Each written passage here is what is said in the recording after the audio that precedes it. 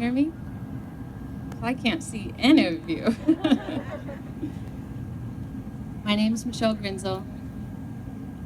I've lived in Ventura for a little over 10 years, and I work for Patagonia,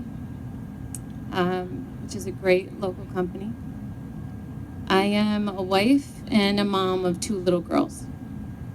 I'm really honored to be asked to speak tonight and share my story.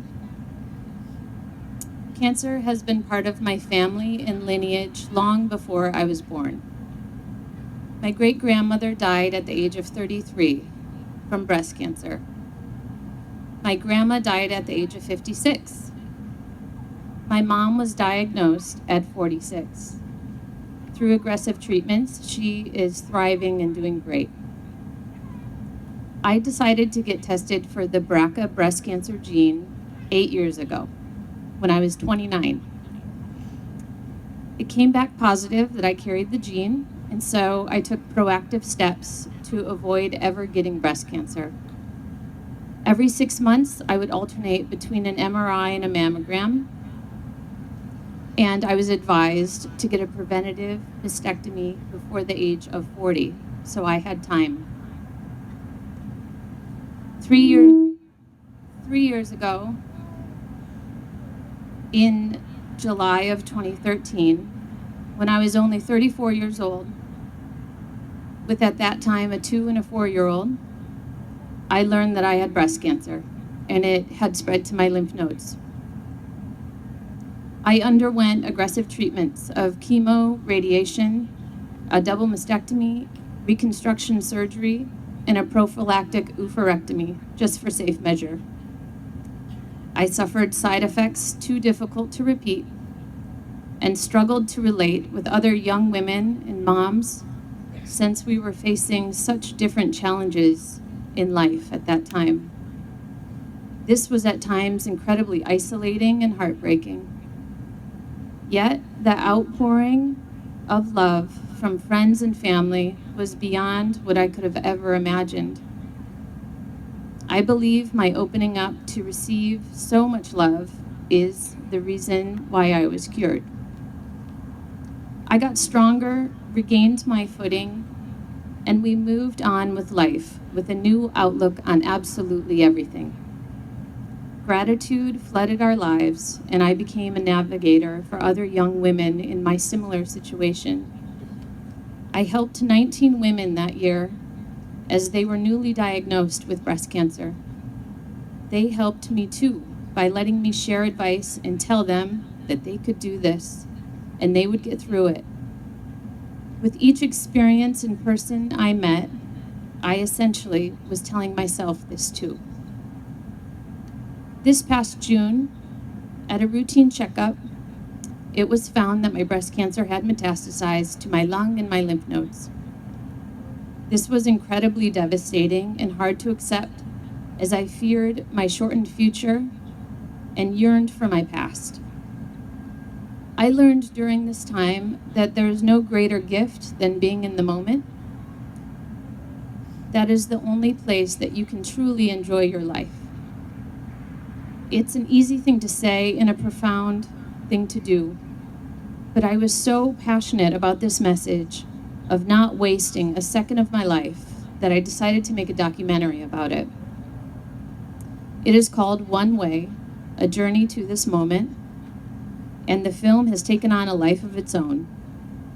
Since we released the trailer last summer, it has seen over 18,000 views.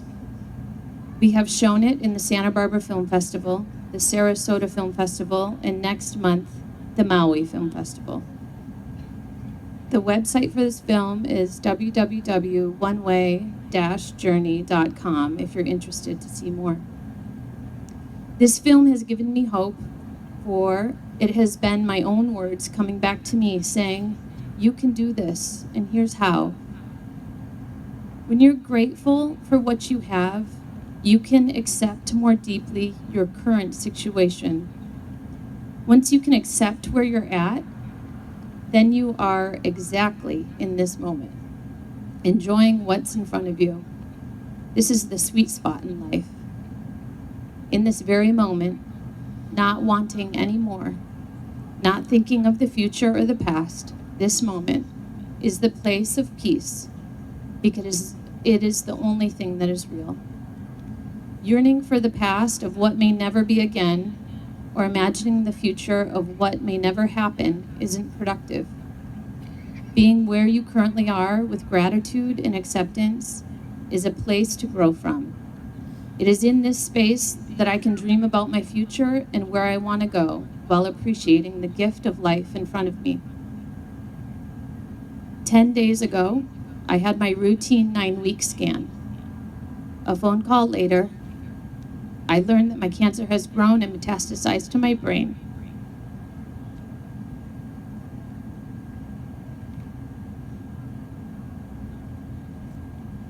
I have undergone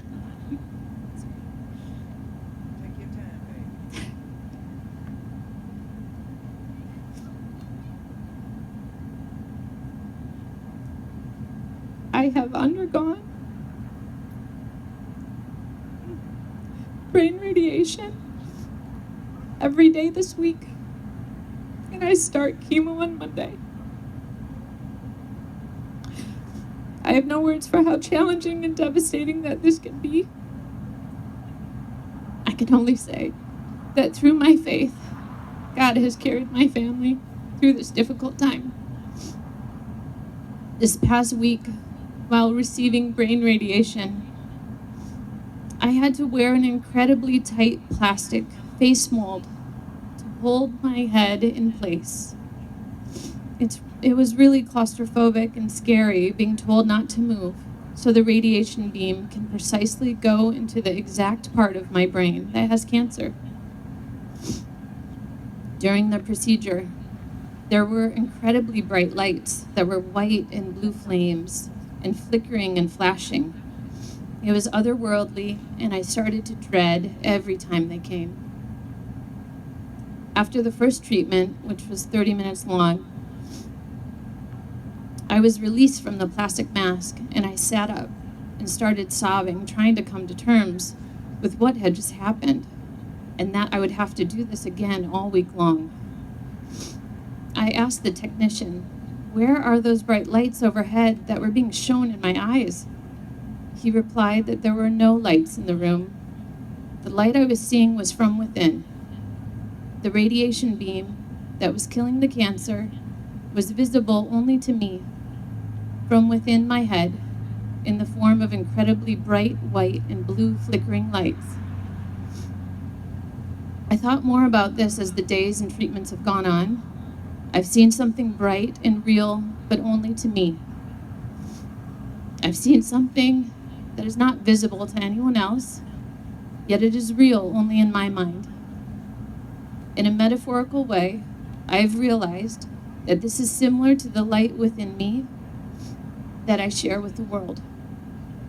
We are all brought to earth with this light to share. At times it flickers, and at other times the flame burns bright. But this is our own unique gift we get to share, and it is our responsibility to spread this light in the form of goodness and love to others. Through these acts, it will help others share and spread their own unique light. For those that have walked this path before us, let's remember their bright lights that were extended to us in the form of love, laughter, compassion, strength, and courage. And let's magnify that light with our own for future generations. Cancer doesn't just touch one person. It touches and affects entire families and friends and communities. Tonight, let's remember those bright lights. Cancer has taught me to open myself up more deeply and to nurture closer relationships with those I love. It has taught me to be vulnerable and brave, and most of all, to share and spread my own unique light. Together, we can always fight back the darkness with the collective bright light that we all carry. This life is an absolute gift. So, be the light, share the light, and give the light to all that you encounter.